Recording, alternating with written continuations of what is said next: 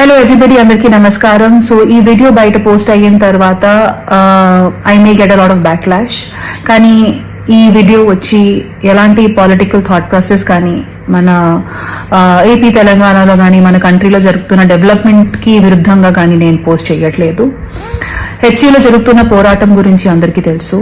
And అందరూ social మీడియాలో all eyes on HCU అనే పోస్టులు కూడా పెడుతున్నారు.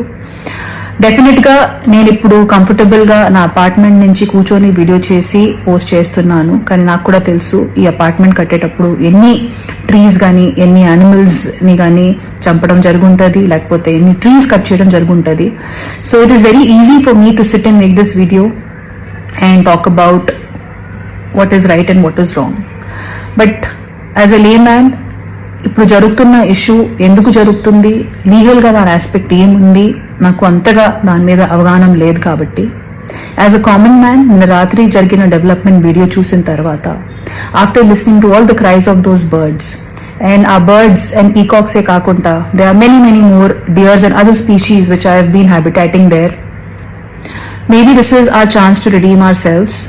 Peak summers are coming in and ఇలాంటి ఒక సందర్భంలో ఆ పక్షుల్ని ఆ పశువుల్ని వాళ్ళ ఇంటి నుంచి బయట తరిమేయడం అనేది ఎంతవరకు కరెక్ట్ నాకు తెలియదు సార్. కానీ you are our only power and you are our only option to rehabilitate those animals.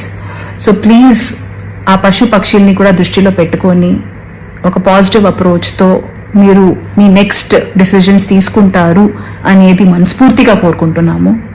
Once again, thank you so much and I hope many voices join and ఏదో రకంగా ఈ విషయం ఈ మ్యాటర్ మా government కి తెలుస్తుంది and తెలిసి వాళ్ళు ఈ పక్షుల్ని కూడా వాళ్ళ దృష్టిలో పెట్టుకొని వాటిని రీహాబిలిటేట్ చేసి అప్పుడు వాళ్ళు నెక్స్ట్ మూవ్ చేస్తారు అనేది కోరుకుంటున్నాము. Once again, thank you so much and let's hope for the best.